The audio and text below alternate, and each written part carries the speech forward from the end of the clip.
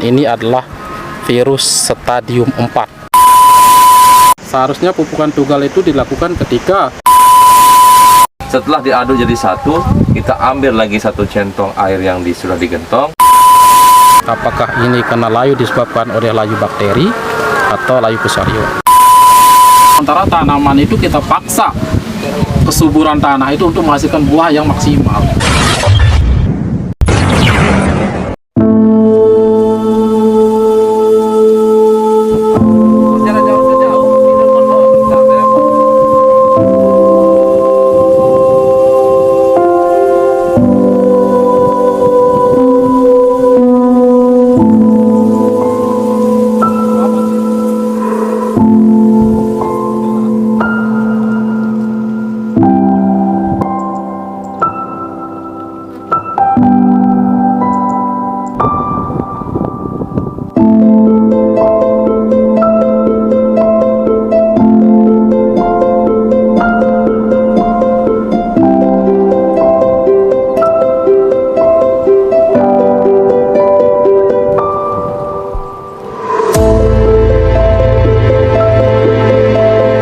Assalamualaikum sahabat petani.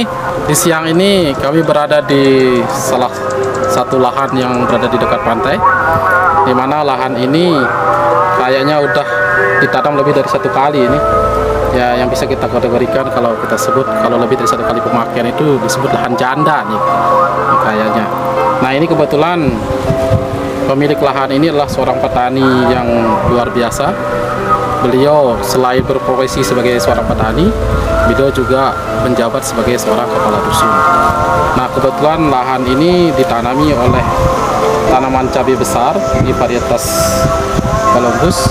Namun kami diundang ke sini untuk berdiskusi tentang seputar penyakit di sini, yakni penyakit virus di tanaman cabai besar ini, yang mungkin bisa sekarang ini kita cek gimana keadaannya. Ayo, sahabat petani, ini adalah cabai yang sudah terjangkit penyakit virus stadium 3. Nah, ciri-cirinya sahabat petani bisa saksikan, setiap daun muda mengalami bengkok, pucuk muda, setiap tunas baru yang keluar sudah mulai bengkok dan keriting. Nah, perubahan warna atau klorosisnya sangat jelas, daun-daunnya sudah mulai membengkok kayak gini, sehingga ini adalah sulit sekali untuk kita antisipasi. Nah, kalau terus kita biarkan tumbuh, nanti lama-lama tanaman-tanaman seperti ini biasanya akan nyampe kepada stadium 4 kalau kita tidak mengenai penanganan dari perakarannya. Nah, tapi untuk kelas tanaman ini memang cukup sulit untuk kita melakukan penormalan. Tapi kalau dalam kondisi-kondisi cuaca tertentu, biasanya tanaman ini bisa pulih namun tidak senormal dari tanaman-tanaman yang lain seperti tanaman-tanaman sekitar, seperti yang di sebelahnya ini. Ini tanaman cabai besar varietas Columbus yang terserang penyakit virus ini. Nah, kali ini kami kategorikan ini adalah virus stadium 4. Nah, yang penyakit virus yang sudah menjangkiti tanaman cabai sudah mencapai stadium 4 ini, ciri-cirinya seperti ini. Sudah daunnya keriting betul dan dia itu mengalami stunting. Di stunting ini yakni tanaman tidak bisa besar. Artinya dia tidak akan bisa tumbuh besar dan menjadi normal itu sangat sulit sekali. Warna daunnya sudah berubah, klorosis sudah kuning ini. Nah, sehingga setiap pucuk muda atau tunas muda baru yang akan keluar pasti akan mengalami keriting dan mengalami krosis seperti ini.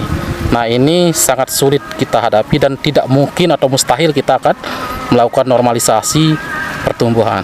Nah, tanaman-tanaman yang sudah mengalami stadium 4 kayak gini, lebih baik sahabat petani mengganti dengan tanaman yang baru. Nah, mungkin ini seputar tanaman stadium 4, yang artinya adalah kita tidak memiliki harapan lagi untuk melakukan proses perbaikan atau penormalan tanaman ini sebagaimana tanaman-tanaman yang di sekitarnya seperti tanaman yang di sebelah sini. Ya, mungkin sahabat bisa saksikan. Nah, ini tanaman ini kan sudah berumur sekitar 1,5 bulan ini. Tapi tanaman yang kena stadium 4 kayak gini tidak akan bisa mengejar tanaman-tanaman di sekitarnya. Tapi kami jamin sahabat petani, walaupun ini terkena tanaman stadium 4, virus yang ada di tanaman ini tidak akan menjakiti tanaman-tanaman di sebelahnya. Karena seperti ada video sebelumnya, vektor utama dari virus adalah kutu kebul. Apabila kutu kebul sudah kita bisa tangani, sudah bisa kita kendalikan, maka kami pastikan virus ini tidak akan menyebar ke tanaman-tanaman sekitarnya. Nah, ketika di lahan sawah petani ditemukan penyakit layu kayak gini, nah mungkin kita akan bertanya, apakah ini karena layu disebabkan oleh layu bakteri atau layu fusarium. Namun dalam situasi yang seperti ini, kami ini tidak mengatakan ini adalah layu bakteri atau layu fusarium. Karena kenapa demikian? Kami tidak melihat adanya gejala layu bakteri atau layu fusarium. Karena ini tanaman layu ini tidak menjaketi tanaman-tanaman sekitarnya. Dia hanya mati layu sendirian di sini. Berdasarkan diagnosa kami, ini adalah layu karena faktor kondisi tanah yang disebabkan oleh mungkin karena faktor pemupukan yang diagnosis kami ini, pemupukan, dan kedua adalah ini adalah tanah dipakai udah 2 kali tanam, atau kami sebut dengan lahan janda. Nah, jadinya tanaman-tanaman ini tidak disebabkan oleh layu bakteri atau layu fusarium, namun disebabkan oleh kondisi tanah itu sendiri, karena kekurangan unsur-unsur tertentu atau kelebihan unsur-unsur tertentu. Terus yang kedua adalah karena penggunaan dosis pemupukan. Nah, untuk masalah ini sahabat petani, nah karena ini tidak banyak, mungkin ini ada kesalahan teknis dari pemilik lahan ini sendiri atau karena faktor kondisi tanah itu sendiri. Nah, untuk lebih lanjutnya mengenai masalah ini, mari kita diskusikan sama beliau. Assalamualaikum sahabat petani. Kali ini kita sedang duduk bersantai bersama seorang petani. Dia ini cukup hebat ini dalam petani cabai besar. Nah, dari dulu ya Pak Kades ya nanam cabai besar. Kira-kira udah berapa tahun ini nanam cabai besar? 5-6 tahun. Artinya suka dukanya di tanam cabai besar itu udah mumpuni sekali. Dan juga pengalaman-pengalaman beliau tentang seputar penyakit hama itu sudah tidak bisa kita tandingi kayaknya ini. Nah, ini Pak Kadus, kebetulan kita ini nyampe di sini ini. Ini tanaman cabai besar ini varietas apa ini? Varietas melon. Nah, yang dihadapi kendala di sini itu apa ini yang sekarang? Jadi kendala yang kita alami yang sekarang ini kita mengalami keriting sama virus. Ini sahabat petani, menurut informasi Pak Kadus ini keriting sama virus. Nah, padahal pada dasarnya keriting itu virus Pak Kadus. Nah, tapi dalam virus itu kan ada berapa stadium atau step fase. Kalau masih keriting dan warnanya itu hijaunya itu hijau muda, bukan kuning-kuningan tapi mulai keriting, itu kita kategorikan stadium 2 sebenarnya Pak Kadus. Nah, tapi mulai ada gejala bengkok dari itu stadium 2. Tapi kalau keritingnya sudah mengalami stadium 3, perubahan korosis warnanya udah kelihatan sekali. Dan itu biasanya bengkok, dan setiap tunas baru yang keluar itu bengkok sudah keriting. Itu stadium 3. Nah, sedangkan kalau keritingnya total sampai korosisnya kuning kayak seperti Pak Kadus sampai nanti dalam ini, dan pertumbuhannya itu jauh tidak bisa tumbuh malah ditinggali sama tanaman sekitar sebelah-sebelahnya, itu udah stadium 4. Nah, kalau masih stadium 1, stadium 2 itu bisa kita normalkan Pak Kadus.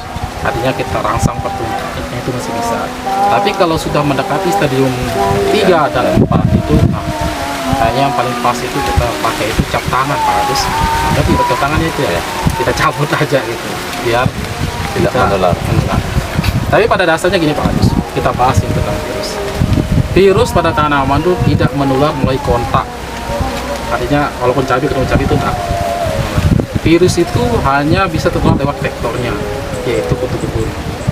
Nah, karena apa? Virus di tanaman itu harus masuk ke dalam jaringan tanaman ketika kutu kebul menghisap cairan tanaman. Dan tapi mengapa kok ketika ada tanaman yang kena virus stadium 4 atau stadium 3 itu sepertinya nyebar? Enggak.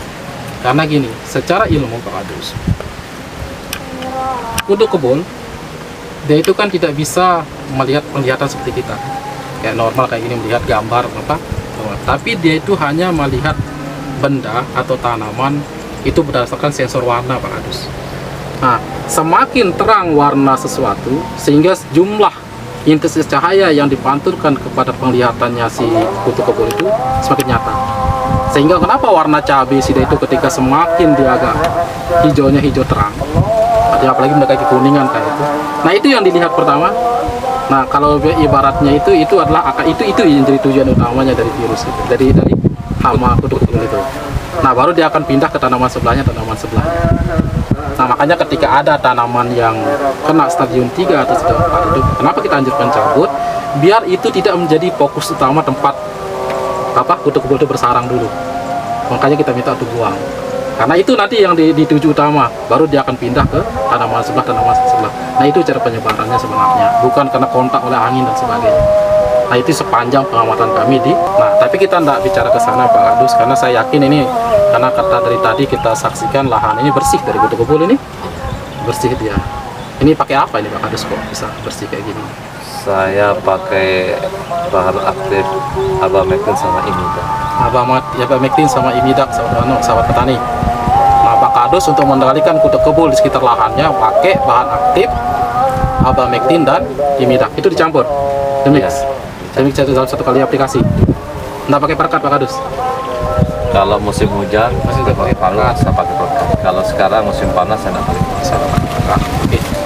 Tapi di sini karena ini kita bicara virus Pak Kadus, ya seperti saya sampaikan ini tidak tepat. Tapi kita fokus sama virus stadium 2. Nah, virus stadium 2 kayak yang kita review tadi, itu bisa kita normalisasi namun tidak 100%. Nah, palingan tidak sekitar 75% itu insya Allah bisa kita normalisasi. Nah, dengan cara apa kita normalisasi Pak Kadus?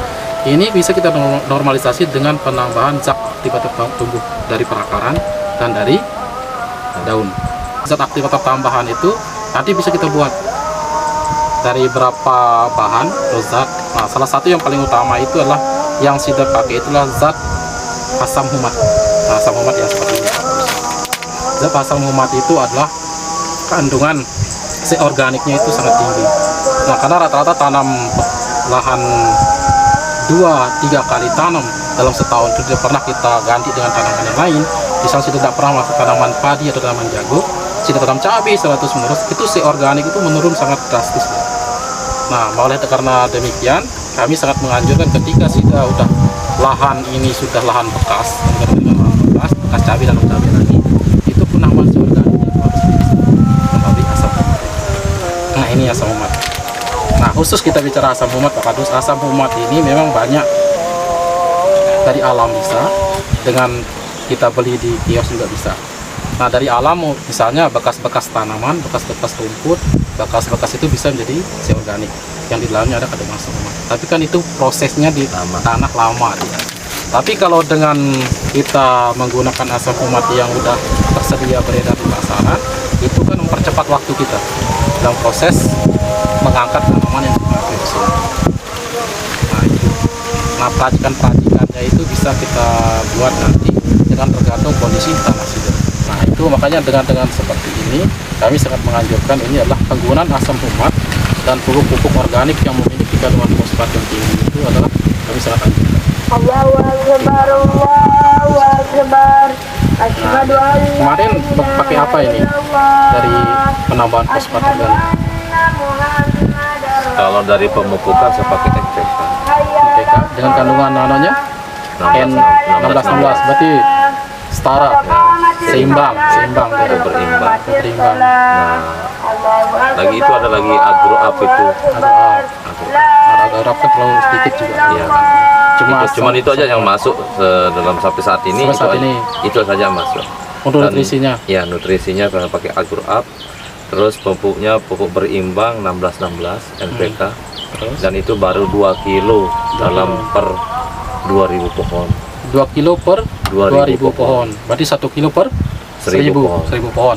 Ini tidak ada pupuk tugal? Belum pupuk tugal? Belum. Ini ada rencana pupuk tugal atau enggak? Ada rencana. Nah, mungkin nanti kalau udah keluar buah, tunas buah baru kita akan pupuk tugal. Nah, makanya ini di anjuran kami ketika lahan yang seperti ini, nanti kami harapkan sudah membesarkan fosfatnya. Jadi nanti kandungan fosfat di pupuk itu dibesarkan. tanah yang sudah berkali-kali ditanam. Berarti kita pakai pupuk hitam itu ya. Pokoknya intinya dalam pasaran itu sudah bebas, sudah pakai pupuk apa. Yang penting TS-nya itu kalau ada orang fosfatnya itu besar. Nah itu yang kita anjurkan. Nah mungkin ini juga yang bisa kita kita diskusikan di seputar asam humat ya Pak Kadus. Ini asam humat itu perlu diketahui sama para sahabat petani sekalian. Asam humat itu bekerja di prakaran. Nah asam humat itu adalah merangsang tumbuhnya akar serabut Pak. Sehingga semakin banyak akar serabut yang terbentuk, maka sakit besar kemungkinan tanaman itu menjadi sehat. Nah, rata-rata tanaman yang terserang virus, layu, itu akar serabutnya tidak jalan. Akar serabutnya malah tidak. Apakah ini tidak ada dari bibitnya nih Pak Isa? Jadinya gini Pak, kita tidak pernah memvonis bibit itu terserang virus. Kalau mengalami mutasi gen, ya Pak. Nah, karena apa? Bibit itu misalnya ada terkena penyakit pada saat proses penyemaian bibit atau pada saat proses kita melakukan kegiatan penanaman untuk bibit produksi atau menjadi calon benih atau terserahnya penyakit induknya itu saat waktu kita menanam cabai produksi itu untuk menjadi benih. Nah terserang penyakit virus, maka tidak dibawa ke dalam virusnya itu, ke dalam benihnya itu enggak. Tapi nanti di benih itu mengalami mutasi gen, perubahan dari bibit itu. Nanti ada gejalanya perubahan warna dan sebagainya. Itu tumbuhnya normal Pak Kadus, tapi mutasi gennya itu perubahan warnanya. Tapi rata-rata Pak Kadus, kalau bibit yang kita beli itu sebenarnya tidak dibawa melalui benih. Mungkin kalau dari bibit oke. Karena apa? Disemai di pembibitan dulu, mungkin nanti kutu kebulnya masuk atau hama-hama yang jadi vektor virus masuk, sempat hinggap di bibit semai. Sehingga ketika sudah pindah tanam, pertumbuhannya masuk kena virus. Nah, tapi kalau secara genitas itu biasanya mutasi gen Pak, yang sepanjang kita ketahui. Tapi makanya kita nggak pernah menyalahkan, oh ini dari bibit, enggak. Karena rata-rata ini saat pindah tanam itu terserang Pak. Karena ini melalui tanahnya. Bukan melalui tanah, melalui hama. Nah, tapi kalau tanaman itu sehat, Pak, misalnya tanah itu sehat, normal, walaupun terkena serangan kutu kebul, dia itu tidak cepat langsung terjangkit kayak tadi. Pertahanannya cukup kuat. Makanya kondisi tanah yang normal, misalnya lahan baru sudah buka ini, misal bekas lahan padi itu sudah tanami, walaupun ada terserang virus itu, tapi cepat dia pulih. Tapi kalau lahan-lahan bekas kayak gini agak susah Pak. Makanya itu ada yang sampai stunting, dia kuning, itu pertumbuhannya sulit. Karena memang unsur hara yang di tanah itu tidak bisa menopang pertahanan tanaman itu dari serangan virus. Kelas-kelas lahan yang seperti ini usahakan menggunakan ini asam humat untuk merangsang pertumbuhan akar serabut yang ada di bawah, tidak di dalam tanah. Nah, ini Nah, ada pertanyaan mungkin Pak Kadus tentang cara penggunaannya? Ya, sudah tentu itu Pak Ihsan, Anda sudah menyarankan kita itu pakai humas top. Jadi cara pemakaiannya, atau cara menggunakannya untuk diaplikasikan di tanaman cabai. Ya oke, sahabat petani, ini pertanyaan hebat dari petani kita ini. Artinya setelah kita kasih pemahaman, dia bertanyakan bagaimana cara aplikasinya ini. Jadi gini Pak, ini bisa digandeng dengan pupuk, bisa digandeng dengan unsur hara makro sekunder lainnya. Nah unsur hara makro sekunder lainnya seperti kalsium, sulfur atau magnesium. Tapi yang umum beredar di pasaran kalsium dengan kandungan magnesium sekian persen itu tadi. Dengan boron dan unsur hara mikro yang lainnya. Tapi ini kami sarankan, anjurkan kalau sudah ngocor dengan pupuk, ini masuk pakai asam humat. Nah dosisnya berapa? Dalam ini pakai gentong atau pakai tangki? Jadi kita pupuknya itu Pak Ihsan, kita memakai dalam satu gentong berapa liter? Kita pakai sekitar 4 ember air. Yang ukuran berapa itu 4 embernya Pak Kadus? Ingat tidak berapa liter itu? 12 liter 12 liter. ya dalam satu ember itu. Nah itu untuk 2 ember itu kebutuhannya ke 1.000 pohon. 2 ember ke 1.000 pohon. Berarti sekitar 24 liter. sekitar kalau 2.000 pohon berarti kan 4 ember gitu. Kita campur sekali dengan pupuk di sana itu kita taruh kalsium 2 kilo, pupuk NPK-nya 2 kilo. iya. Jadi kita aduk jadi satu. Nah, Nah, nanti setelah diaduk jadi satu, kita ambil lagi 1 centong air yang sudah digentong, air pupuk itu kita masukkan ke ember, baru kita tuangkan lagi air, baru kita jalan mupuk dengan menggunakan 1 gelas aqua atau narmada itu per pohon. per pohon. Nah, kalau untuk aplikasi asam umat ini Pak Kadus, ini bisa kita tambahkan sekitar 10 sendok per gentongnya tadi itu. 10 sendok. 10 sendok per gentong. Bisa kita lebihkan dalam Tidak masalah Pak Kadus. Kita lebihkan tambah besar biaya sudah. Maksud saya gini. Tunggu sebentar Pak Isa. Dengan memberikan saran dalam 1 gentong itu dengan kebutuhan air 24 liter. 48 liter. 48 liter. 48 liter. Ya itu kita pakai 10 sendok. Nah, 10 sendok itu sekitar 150 gram, Pak. Ya, 10 sendok dengan 150 gram. Dengan menggunakan 10 sendok makan untuk per gentong itu, apakah ada pengaruhnya kita naikkan dosisnya? Memang seperti sudah jelas akan ketika kita menambahkan dosis, berarti kos kita akan bertambah. Ya. Nah, yang saya tanyakan sekarang, dengan kondisi tanaman seperti ini dan kondisi tanah yang seperti ini yang sudah beberapa kali melakukan budidaya tanaman cabai dan ditanam-tanam lagi, apakah kita akan tetap menggunakan aturan dari SIDE itu memakai 10 sendok makan? Nah, Dengan keadaan tanah seperti ini, apakah kita nak dobelkan itu? nah, ini bagus ini sama petani. Karena ini kondisi tanah yang sudah agak parah. Nah, iya. Gitu. Jadi gini Pak, yang namanya bahan organik itu tidak ada berdampak negatif ke tanaman Pak. Malahan itu pemulihan tanah sangat luar biasa hasilnya nanti. Cuma kenapa kita dosiskan SIDE 10 sendok? Pertimbangan kami itu bukan pertimbangan dampak negatif ke tanaman, Ya. tapi pertimbangan dampak negatif pada kos biaya. Nah, kenapa makanya kami anjurkan pakai standar penggunaan asam umat itu. Tapi kalau sudah mau nambahkan lebih 5 itu, sendok atau 10 sendok? atau 20 sendok ke atas, atau pakai misalnya setengah kilo ini per gentong itu, maka tidak ada masalah.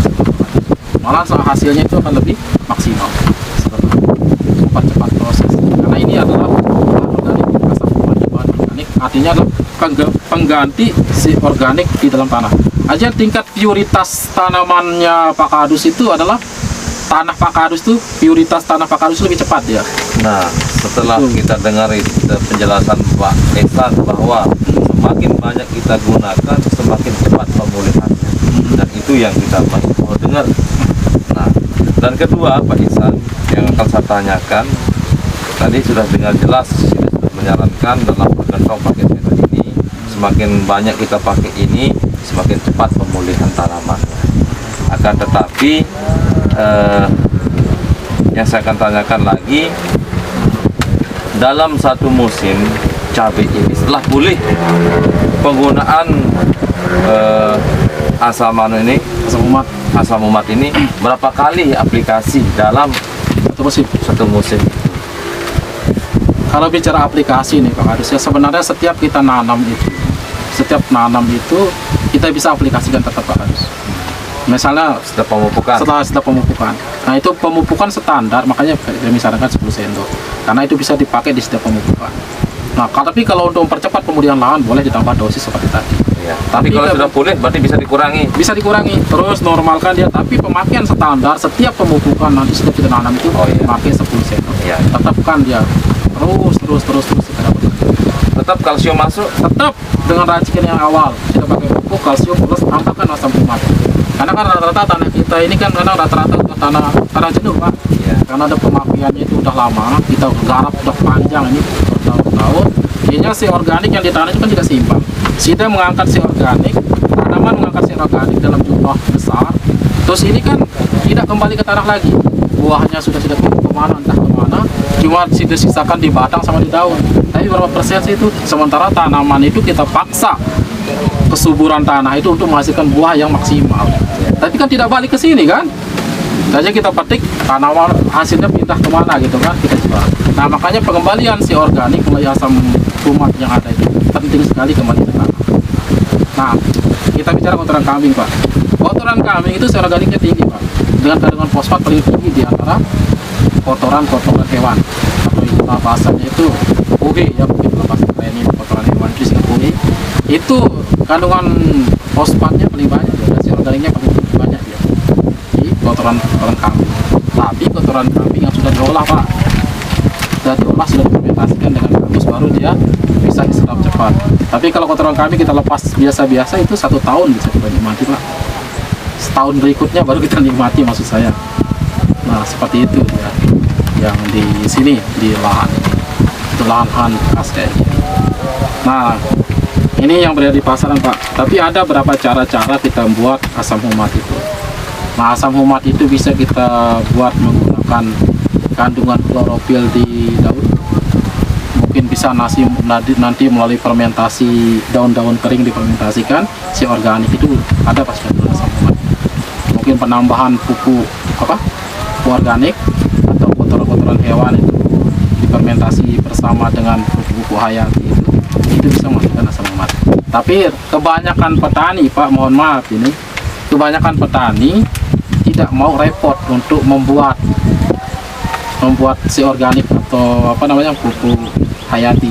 Makanya kecenderungan petani itu setiap kami melakukan sosialisasi tentang bagaimana cara membuat itu, mereka itu rata petani ambil simpelnya karena dikejar oleh waktu perawatan tanaman cabai.